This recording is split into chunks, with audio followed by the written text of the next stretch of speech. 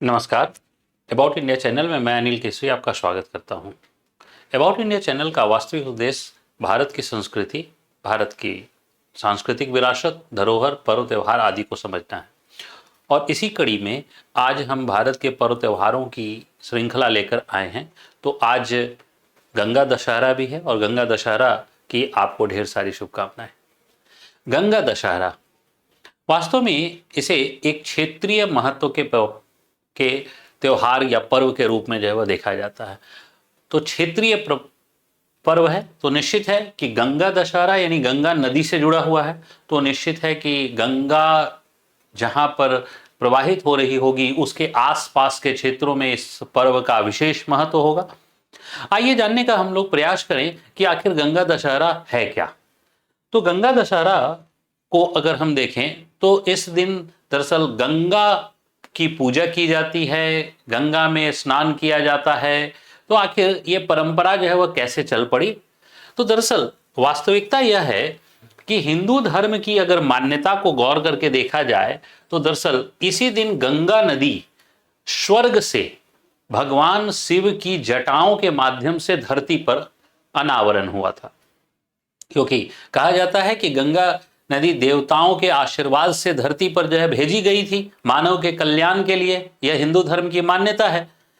तो इस मान्यता के अनुसार से जब गंगा का प्रवाह होना है तो गंगा जो है वह इतनी वेग से स्वर्ग से जो है वह उतरेंगी कि उस वेग को कौन रोक सकता है। तो सब भगवान शिव की को सब लोगों ने जो है वह उन्हें मनाया या उन्हें जो है वह पूजा या उन्हें जो है वह कहा जाए अर्पण किया। और तब जब वह भगवान शिव तैयार हो गए कि अच्छा ठीक है, उनकी जो जटाएं हैं वो गंगा के वेग को वो आकर्षित कर लेंगी।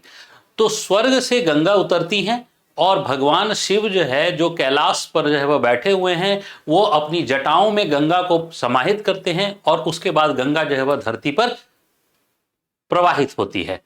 तो दरअसल यह जो घटना जिस दिन हुई थी, माना जाता है कि यह जो घटना जिस दिन हुई थी वह दरअसल जो है वह इसी दिन हुई थी। तो वराह पुराण, जो पुराण हमारे 18 पुराण हैं, उन 18 पुराणों में वराह पुराण के अनुसार जो है ज्येष्ठ मास, जिसे हम जेठ महीना कहते हैं, उसके शुक्ल पक्ष की दशमी जो आज है को गंगा दशहरा मनाया जाता है। यानी इसी दिन गंगा जो है धरती पर आवरित हुई थी या अनावरण हुआ था या धरती पर उतरी थी। स्वर्ग से गंगा धरती पर उतरी थी। तो मान्यता है कि जो है वह इस दिन गंगा में स्नान करने से या पूजा करने से हमारे पाप धुल जाते हैं। तो इसी वजह से गंगा जो है दशहरा के दिन हम गंगा में के किनारे हम ऐसी तस्वीरें जो है वह देखते हैं, जैसा कि ये हरिद्वार की तस्वीर है।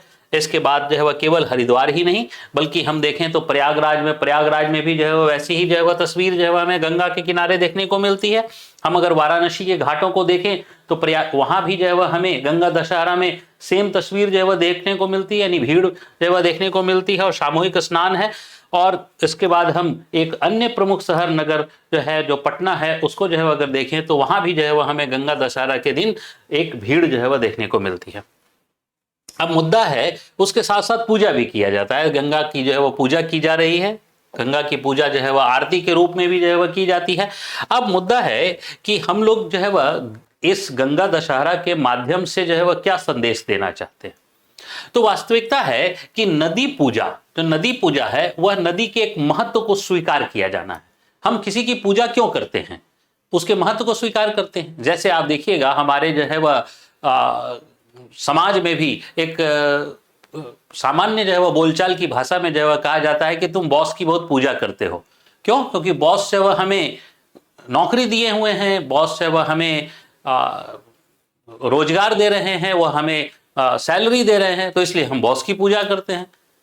तो इसका मतलब है कि ये इस अपने बॉस के महत्व को स्वीकार करना। बॉस की पूजा का तात्पर्य क्या है? बॉस के महत्व को स्वीकार करना, बस, इससे ज्यादा कुछ नहीं।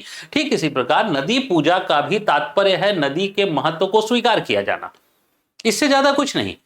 अब अगर जो है वह इस पूरे धरती की बात करें, इस धरती पर जो है वह हम पानी की देखें, पानी को जो है वह जल को देखें तो इसमें लगभग 97% पानी जो है वो सेलाइन वाटर के रूप में सागर में जो है वह है। और इसके बाद जो है हमारा जो 3% स्वच्छ जल है, यह 3% स्वच्छ जल का अधिकांश हिस्सा बर्फ के रूप में मौजूद है। जो हम अंटार्कटिका में देखते हैं, ग्रीनलैंड में देखते हैं, आर्कटिक में देखते हैं, या तिब्बत के जो है वो पठारों में देखते हैं, या ऊंचे ऊंचे पर्वत श्रृंखलाओं में देखते हैं। इसके बाद ग्राउंड वाटर में है, एटमॉस्फेयर में है, दलदली भूमि में है, झील में है, और बहुत छोटी सी मात्रा जो है वह नदी में है। तो दरअसल आप अगर गौर करके देखिएगा तो जो पृथ्वी पर संपूर्ण जल है, उस संपूर्ण जल का 0.01% स्वच्छ जल झील, दलदल और नदी में मौजूद है, और इसका इस 0.01% का लगभग 68% जो है वह कहां है, तो झील में है। इसका मतलब है नदी में बहुत ही कम जल है। लेकिन नदी के जल का महत्व क्या है, तो नदी के जल का महत्व यह है कि दलदल का जल हो, या वायुमंडल का जल हो, या ग्लेशियर का जल हो, या जो है वह अंटार्कटिका का जल हो, जो स्वच्छ जल है वह सब मानव की पहुंच के बाहर है। यहां तक कि झील भी जो है, जितने भी हैं, जैसे हम लोग बड़े बड़े झीलों को जो है वह देखें, जो भी झील हैं वो सब भी जो है वह मानव बस्तियों से दूर हैं। तो इसका मतलब है कि दरअसल नदी का महत्व यही है, नदी के जल का यही महत्व है कि यह मानव बस्ती के सर्वाधिक करीब है। इसका मतलब है मानव नदी के जल का सर्वाधिक उपयोग करता है अपने दैनिक जीवन में, और जब मानव अपने दैनिक जीवन में नदी के जल का सर्वाधिक उपयोग करता है तो निश्चित है कि नदी का महत्व जो है वह समझना चाहिए। और शायद नदी के महत्व को हम समझकर नदी की पूजा जो है वो प्रारंभ करें तो शायद इससे नदी को स्वच्छ जो है वो रखा जा सकता है। इससे नदी को स्वच्छ रखने की प्रेरणा मिलती है, नदी को जो है न सिर्फ स्वच्छ बल्कि नदी को संरक्षित भी रखने की प्रेरणा मिलती है।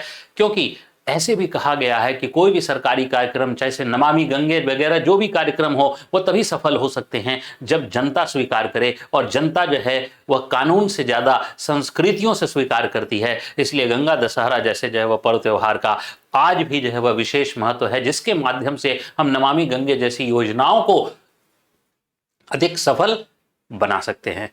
आप सबका धन्यवाद। जय हिंद।